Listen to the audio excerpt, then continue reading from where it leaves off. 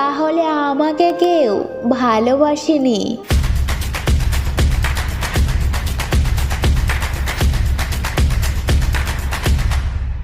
নিজেকে প্রকাশ করার কোনো ইচ্ছে নেই।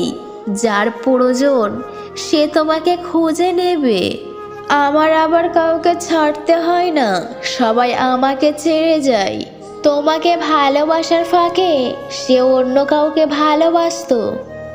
সে ভালো থাকলেই আমি খুশি, শুধু আফসোস তার ভালো থাকার কারণ আমি হতে পারিনি।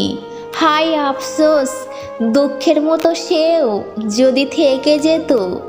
ভালোবাসা যদি হয় ভালো রাখার কারণ, তাহলে আমাকে কেউ ভালোবাসেনি। আমার প্রেমে পড়ার বয়স ছিল না, শুধু একটা মুখের দিকে তাকিয়ে অপরাধ করেছিলাম।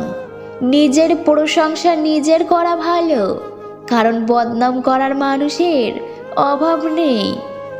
আমার খুব শখের মানুষটাকে হারিয়ে ফেলেছি। জীবনে আফসোস তো থাকবেই, কিছু তো আছে তার মাঝে।